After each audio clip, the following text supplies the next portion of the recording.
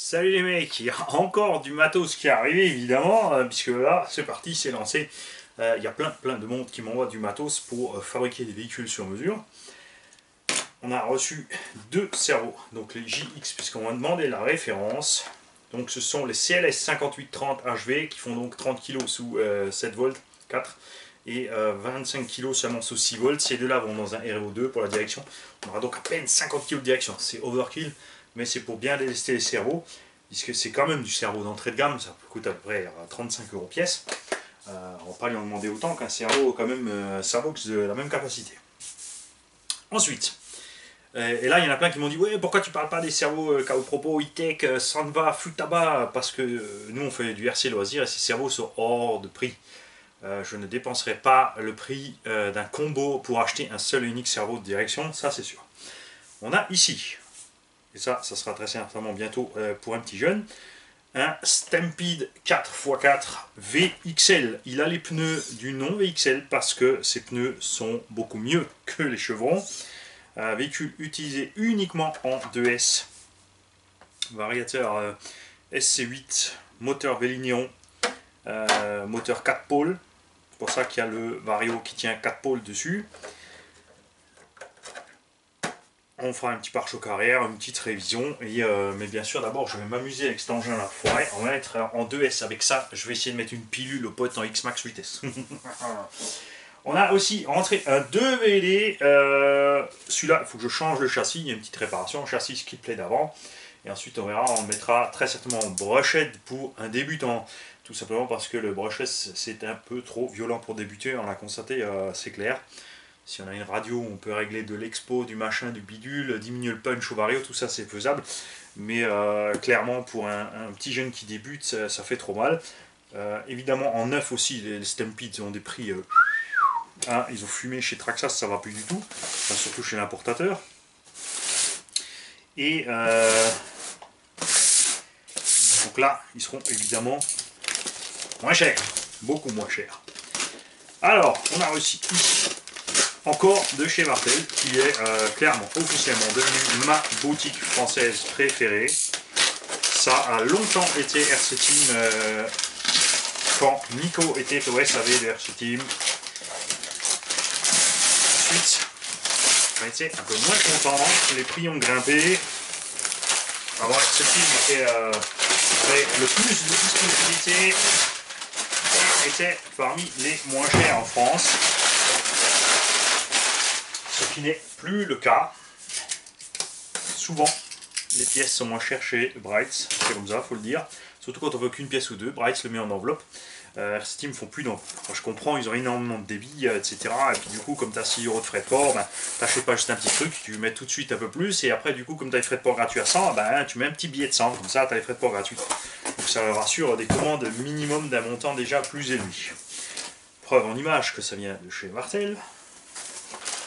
Ceci n'est pas pour moi, nous allons équiper un X-Max 8S avec des VS Line 8000, que je dise pas de bêtises, je sais plus combien de C j'ai commandé. 100 C, c'est écrit dessus en haut à gauche, Mani, t'as les hublots, tu vois plus, ça craint. Alors, ne vous en faites pas, je vous ai préparé un petit flash info au sujet de ces lipos. Donc, ah, mais ça rentre pas dans le X-Max. C'est normal, arrête de paniquer, réfléchis 30 secondes. Les câbles, comme vous pouvez le constater, peuvent sortir sur le haut et sur le bas.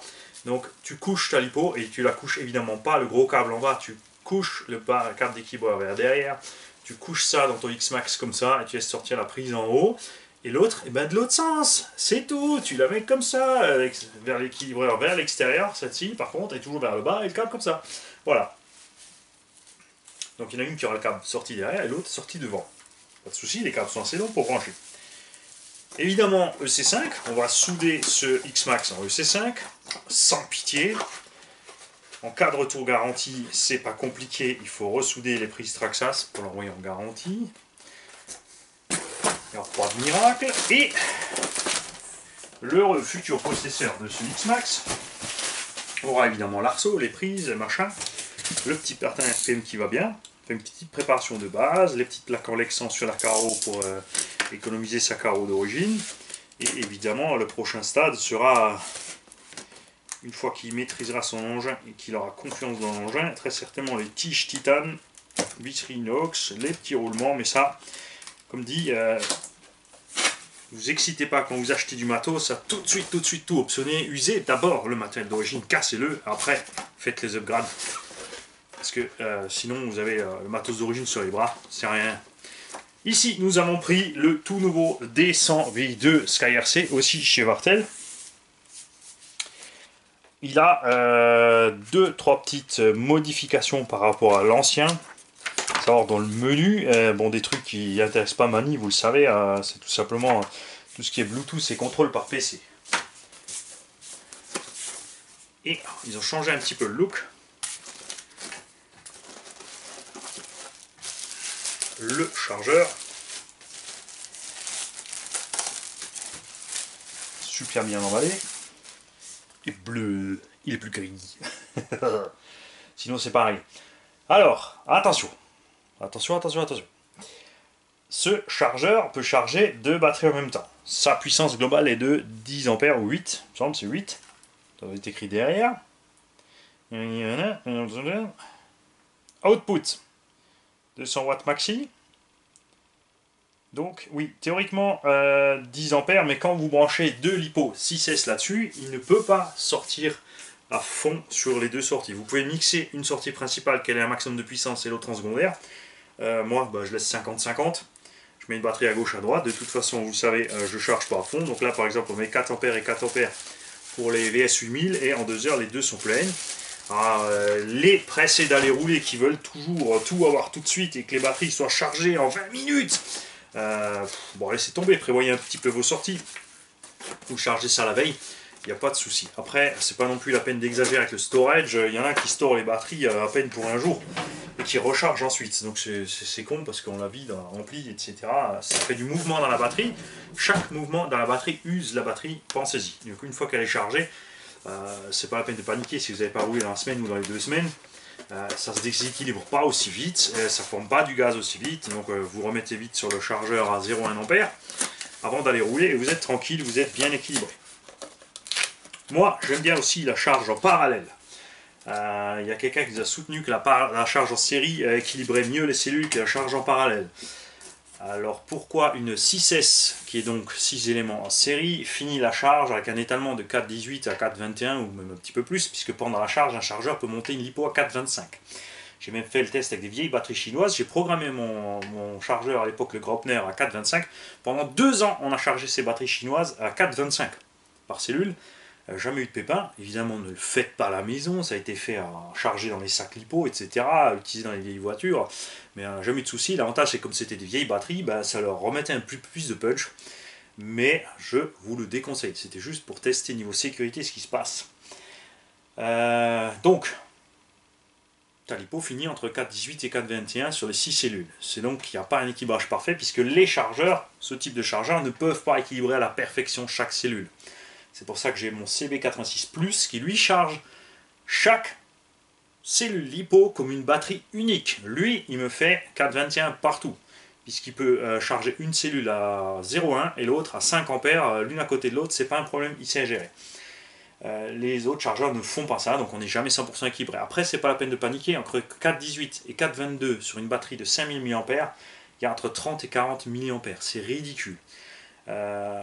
Donc la personne nous a soutenu que la charge en parallèle faisait ce genre de déséquilibre et que forcément en roulant une cellule se videra plus vite que l'autre et on poserait un problème. Ça arrive de toute façon, tu peux faire comme tu veux, il y a des résistances différentes, tu peux les charger les toutes à 4,21 pile poil. Quand tu as fini de charger, quand tu vas rouler, si tu mets un beeper ou une lecture directe, tu verras qu'il y en a une qui va chuter à 3,90, l'autre 3,92. Ça peut varier jusqu'à 0,3, 0,4, 0,5 volts pendant l'utilisation quand on tire fort dessus sans brancher. Vous voyez généralement à la fin, quand vous faites une coupure à 3,5, 3,6, vous arrêtez à 3,7, c'est relativement bien. Quand vous chutez là, en dessous de là, si vous descendez la coupure à 3,4 ou voire 3,2, le déséquilibre s'installe, mais c'est momentané. Quand la batterie se repose, ça se calme. Quand vous chargez, ça revient, il n'y a pas de problème. Alors qu'en parallèle, j'ai essayé, ça fait 1 an que je le fais, j'ai 3-4 ports parallèles ici. Je charge donc 6 fois 6 LiPo, 5000 fluréons de merde donc, En parallèle sur le chargeur, vu que en parallèle, attention, quand on dit en parallèle, ce ne sont pas seulement les prises principales des LiPo qui sont branchées en parallèle, ce sont les équilibreurs aussi. C'est ce qu'utilisent les constructeurs automobiles, la NASA, Ariane, tout ce que vous voulez. Donc je pense qu'avec une théorie comme quoi en série on charge mieux les LiPo, il faudrait avertir la NASA parce que sûrement au lieu d'arriver à la Lune, il serait arrivé au Soleil. Et là, fini. Je taquine évidemment. Il y a toujours des thèses et des machins et des tests qui ont été faits. Tout le monde a son petit papier pour prouver. Moi j'ai mon petit test à la maison quand je charge les batteries en série. C'est pas 100%. Quand je branche en parallèle, c'est 100%. Donc je charge depuis 2 ans maintenant. Moi j'ai dit 1 an, mais ça fait 2. Donc en parallèle, puisque j'ai plein de LiPo, je peux charger 35 LiPo ici en même temps. Du même type évidemment, donc comme toutes les cellules sont ensemble, il y a une addition. Évidemment, il y a toujours une variation de résistance entre certaines cellules. Donc la cellule qui a plus de résistance saturera peut-être plus vite que l'autre, etc. Mais comme sur les nouveaux testeurs de batterie, les nouveaux chargeurs, on a un test. Donc de temps en temps, vous testez la résistance de vos batteries. Et vous constatez que généralement ça va bien, que vous ne tirez pas trop fort dessus. Là, les Furrion, ils ont déjà un petit moment maintenant. Elles atteignent la 50aine de charge. Je charge les 6 en même temps sur le même chargeur, doucement. Attention, je ne fais pas 35 ampères. Non, j'ai 6 batteries, je mets à 6 ampères, ça fait 1 ampère la batterie.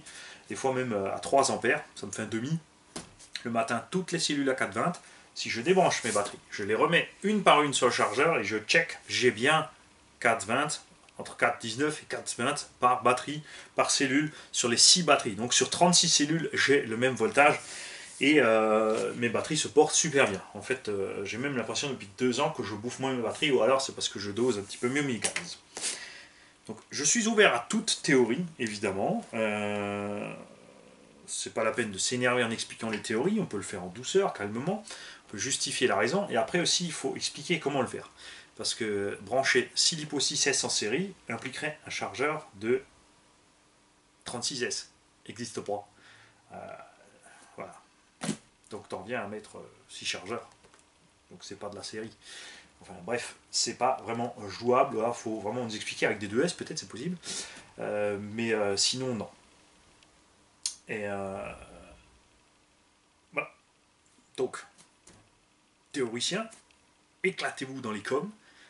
Faites-vous des fights, mais pas de gros mots, et on ne s'énerve pas, et mais surtout partagez vos expériences. Moi c'est sur la chaîne, vous l'avez vu, mes LiPo, vous les voyez comme je roule, et quand ça pète, et ben on le dit que ça pète. Ensuite, nous avons ici un carton, vous avez reconnu la bande, hein. Ah, c'est clair, Tonton Ludo.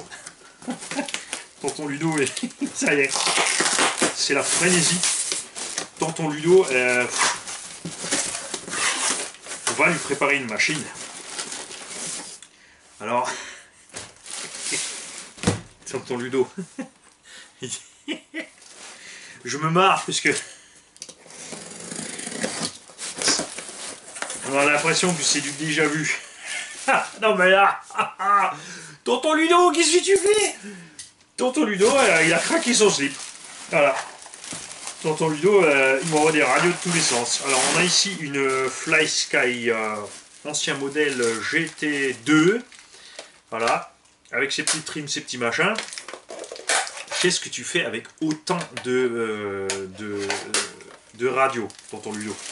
Neuve, emballée, elle n'a pas servi. Ce type de sachet d'origine, il a juste plus la boîte. Et ici, à moins qu'il nous ait mis du chocolat dedans, une FlySky encore. Moi aussi j'en avais récupéré 3 ou 4 en fait pour pouvoir préparer les machines pour les petits gamins. C'est vrai que c'est une radio qui a encore 8 batteries dedans, mais elle fait son taf, hein, elle a une bonne portée, elle n'est pas trop chère et elle est fiable. On a donc bien une GT3B, pardon, passée. C'est rien, c'est une carrosserie qui vient de se suicider. Elle en a marre de pendouiller là, elle veut sortir sur la voiture. Voilà, on a donc tout ce qu'il faut en radio pour équiper les petits schtroumpfs, pour faire des petits lots super intéressants. C'est absolument génial. Maintenant, il faut juste que je rentre encore plus de châssis, puisqu'on a déjà certains châssis, certaines radios. Bah tiens, on va équiper celle-ci sur le petit Timasso, puisque la radio d'origine ne me plaît pas.